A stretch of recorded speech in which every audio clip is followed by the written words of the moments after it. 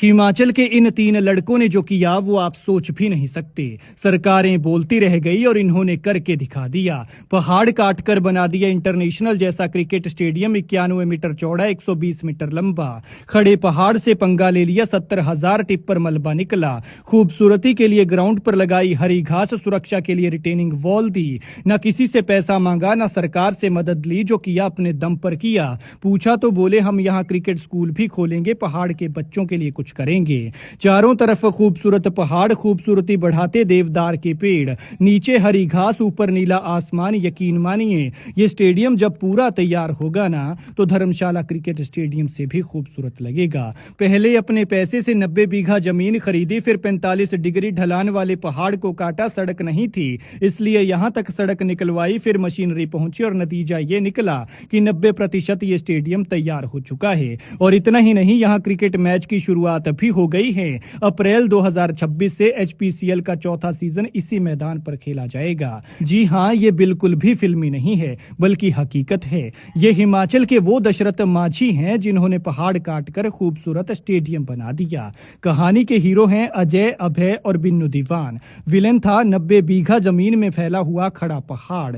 घटना की लोकेशन है हिमाचल प्रदेश की राजधानी और खूबसूरत पहाड़ी शहर शिमला का छोटा सा इलाका पड़ेची। लेकिन प्यार, दीवानगी और जुनून किसे कहते हैं, ये इन क्रिकेट प्रेमियों से सीखिए जिन्होंने न सिर्फ अपने सपने को जिया बल्कि आज की पीढ़ी को नशे और मोबाइल से निकालकर ग्राउंड तक लाने के लिए इतिहास रच दिया। मायूस थे कि शिमला में कोई अच्छा क्रिकेट स्टेडियम नहीं है, इसलिए आज से 4-5 साल पहले इन्होंने यहाँ क्रिकेट स्टेडियम बनाने का सपना देखा। लेकिन ये किसी पर भी निर्भर नहीं रहे। इन्होंने सपने को साकार करने को उसे आकार देना शुरू कर दिया और इसके लिए शिमला सचिवालय से लगभग 15 किलोमीटर दूर पड़ेची गांव में 90 बीघा जमीन खरीदी। यहाँ जमीन की ढलान 45 डिग्री से भी ज्यादा थी, इसलिए इनके सामने ढलानदार पहाड़ को समतल मैदान में बदलने की चुनौती सबसे बड़ी थी। यहाँ तक कि पहाड़ की कटिंग के लिए मशीनरी पहुंचाना भी मुश्किल था क्योंकि सड़क ही नहीं थी। मगर अब सड़क के साथ साथ स्टेडियम भी बनकर तैयार है।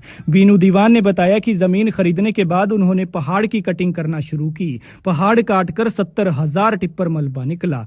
सोचिए 70,000 टिप्पर मलबा, एक जगह मलबा फेंकेंगे तो वहां पहाड़ खड़ा हो जाएगा। स्टेडियम बनाने के लिए करीब 150 मीटर लंबी और 20 से 40 मीटर तक ऊंची रिटेनिंग वॉल लगानी पड़ी और ये सब इन्होंने निजी संसाधनों और अपने जुनून के दम पर महज 4 साल में किया। ये ग्राउंड लगभग 90% बनकर तैयार हो गया है, जो आने वाले समय में न सिर्फ स्थानीय खिलाड़ियों के लिए बल्कि पहाड़ के खेल के भविष्य को भी नई चमक देगा।